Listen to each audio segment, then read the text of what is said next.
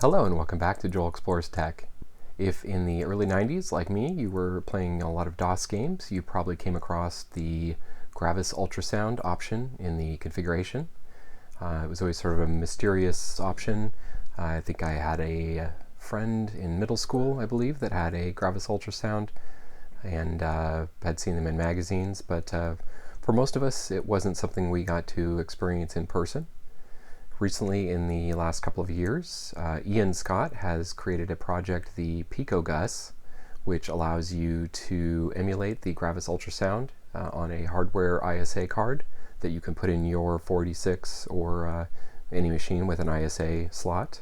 But particularly, I think it's interesting for the 486 era, as the one of the big selling points of the ultrasound cards was the ability to mix the sound channels in hardware, freeing up a lot of system resources.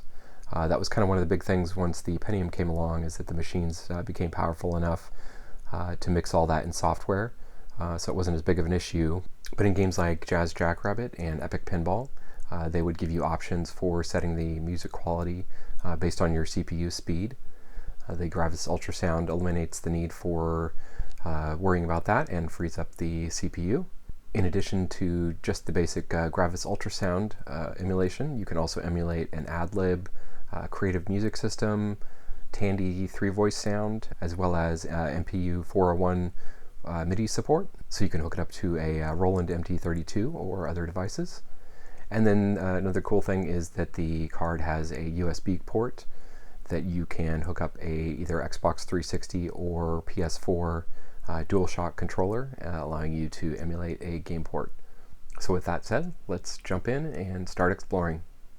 So to start off, I thought I would give just a little bit of context on the Gravis company. Many of you were probably more familiar with the Gravis joysticks, and obviously the Gravis gamepad was very popular back in the day, kind of the first console style controller that many of us had for our DOS PCs. So Gravis is the same company then that went on to make the Gravis Ultrasound line of cards, and trying to pick one up these days is quite expensive. That makes the PicoGUS a really nice option to have. So this is the PicoGUS that I recently received. Comes in some nice packaging. You get the card itself.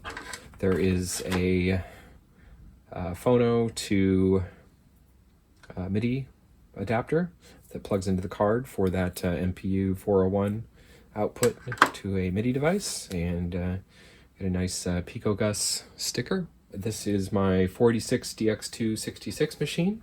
So currently in the machine I have the Sound Blaster 32, sort of a cut down AW32 version installed. Let's go ahead and actually open up the machine and take a look. So not a great view, but we've got the model CT3600 card in place currently.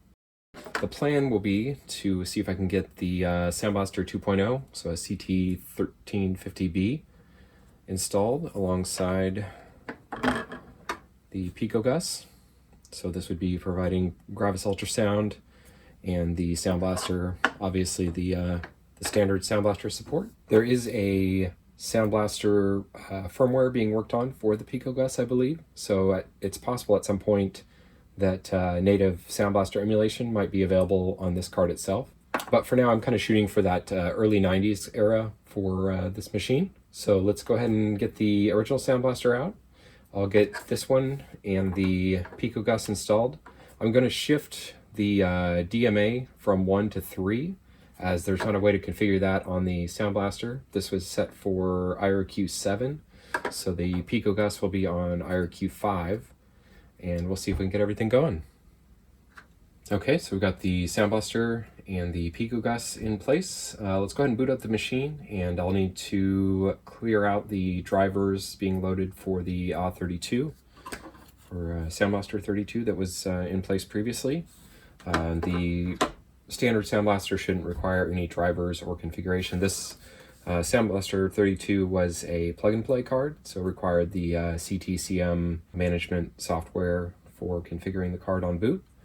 But the standard Sound Blaster will just go off the jumpered configuration. So let's go ahead and get it started up.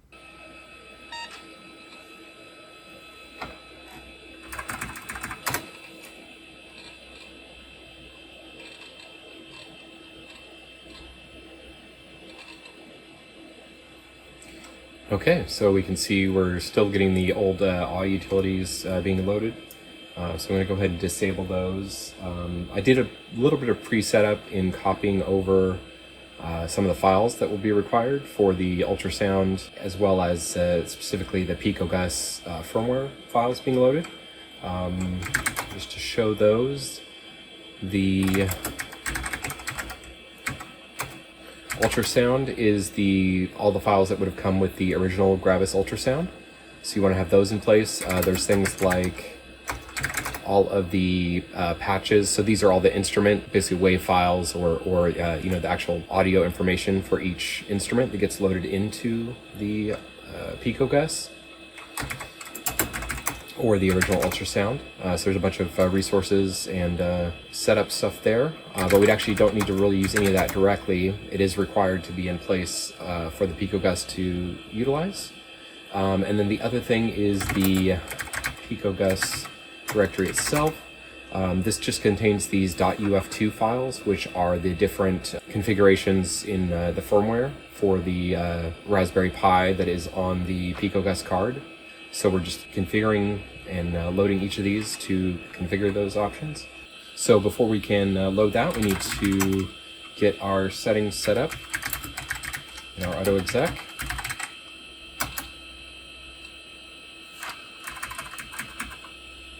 So first off, let's comment out all of our AW32. I'll remove this later, but for now we don't need those.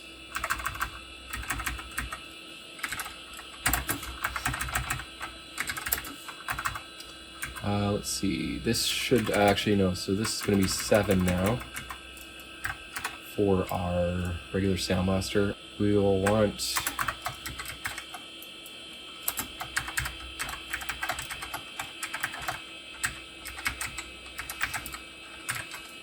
some variable set for the ultrasound. So we want the port, the DMA, and the IRQ. And then we also need a directory set. I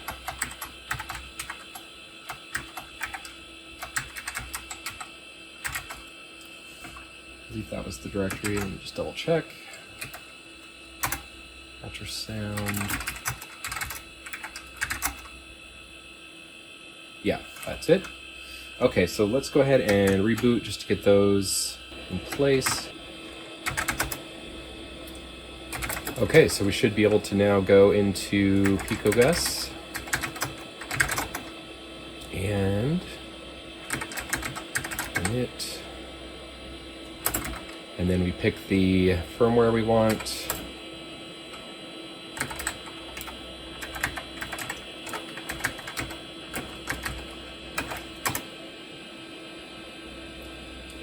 And there we've programmed the card. And then we just run it again. Okay, so it looks like I didn't set that correctly.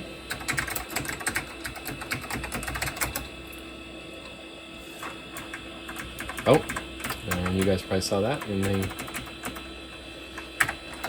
initial time I typed it. Ultrasound, looks good. Okay, we'll reset again. Assuming everything's set up correctly, we should be able to go to PicoGUS. And we can see all of our firmwares there for the Adlib Creative Music System, the Gravis Ultrasound, Tandy Sound, and MPU. And then the Joy is for the joystick support if you just want the USB joystick to be standalone. With any of the other cores, you can just set it with a /J option, and it will enable the joystick port alongside any of the firmware options. So let's go ahead and get this going. Loading in our GUS firmware. And then we just do a standard init. And it looks like we should be good to go. Let's do a quick test. I've preloaded a few things on. And we'll just try something simple here.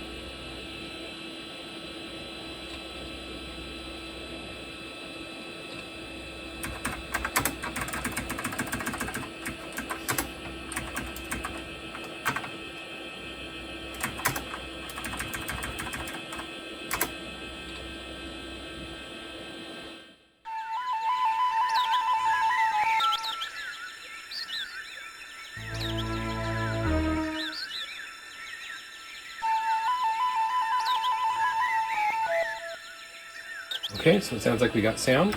Let me confirm if the Sound Blaster is working. So for now I'm going to plug the sound directly into the Sound Blaster output, and a game that I happen to know does not work on the PicoGUS at the moment.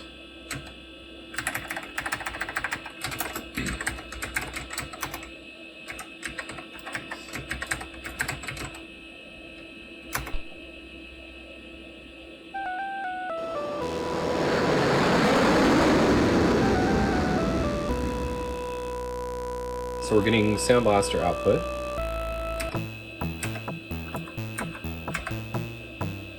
Which is good. So that confirms then that we have the Sound Blaster 2.0 running alongside the GUS. I'll need to figure out if I can get the line out from the GUS going into the line in of the Sound Blaster and route that through. Let me get a cable and see if we can confirm that is working. I've got the line out from the PicoGUS going into the line in on the Sound Blaster card. We'll go ahead and give that a test now. See if we can get Gravis Ultrasound routing through the Sound Blaster.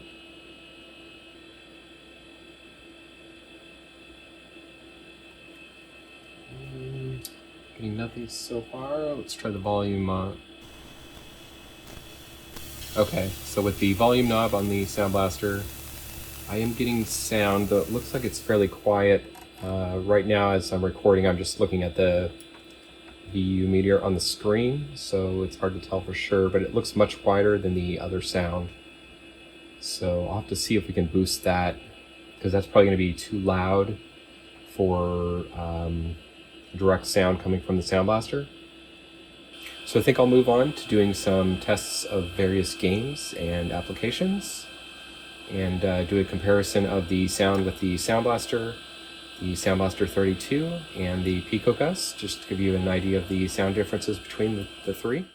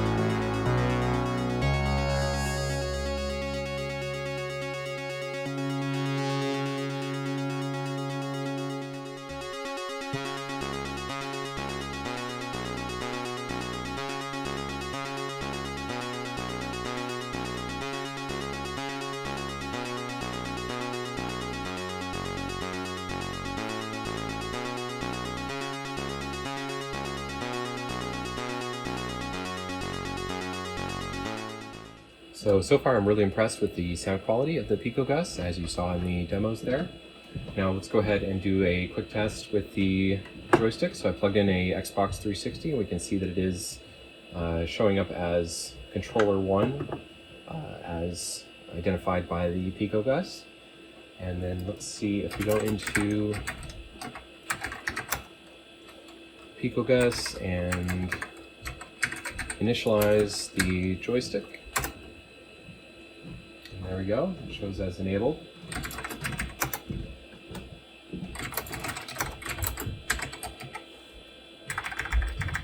Let's see. I just have the XNES version of Jazz on here at the moment. Let's go ahead and run that. Actually, let's do a setup. Make sure that we are set for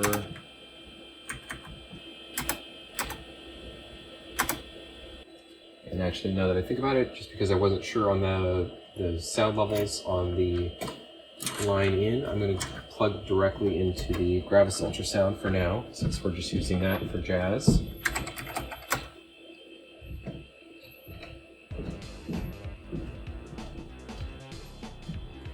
Okay. Let's go ahead and get into the setup and just confirm joystick. No joystick detected. Interesting. I wonder if there could be a conflict with the Sound Blaster card somehow. Let me power down the system, pop out the Sound Blaster, and we'll try just the PicoGUS by itself. So the first thing I'm going to try actually is on the Sound Blaster card. There was a jumper for enabling the game port. So I went ahead and set that to disabled. And hopefully that's our issue.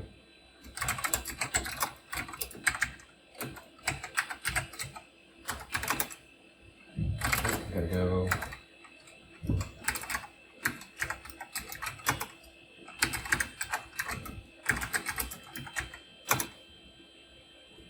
Looks good.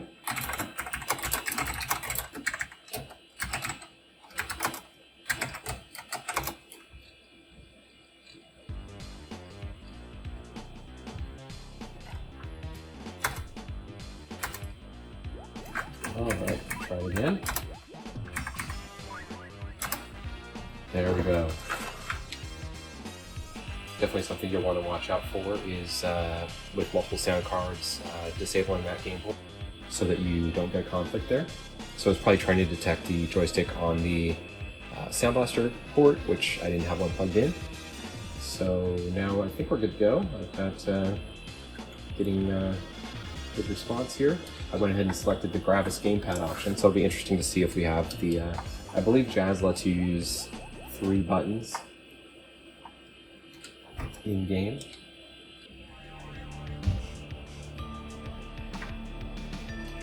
Okay, so we've got shoot, jump, and it is trying to do the weapon switch. I do wish these were reversed. I can set those. Not in game, it looks like. Like I want the A to be jump and this to be shoot, maybe. But it seems to be working great, so that's a great option for having a more modern gamepad on your old retro 486 system. Overall, I'm super impressed with the PicoGUS and think it's a great option, especially considering the price. And as they continue to work on it and add further firmware options, there's a Sound Blaster one in the works, I believe. So potentially down the road, we'll be having Sound Blaster support directly on the PicoGUS card, which might reduce the need to have the Sound Blaster in there side by side. And who knows what else will be supported in the future. It does have a wavetable header as well, so if you had a Dream Blaster or other daughter card, you can install that for direct MIDI use on the card itself. But overall, a really great option. I hope you enjoyed it, and thanks for watching. I'll see you next time.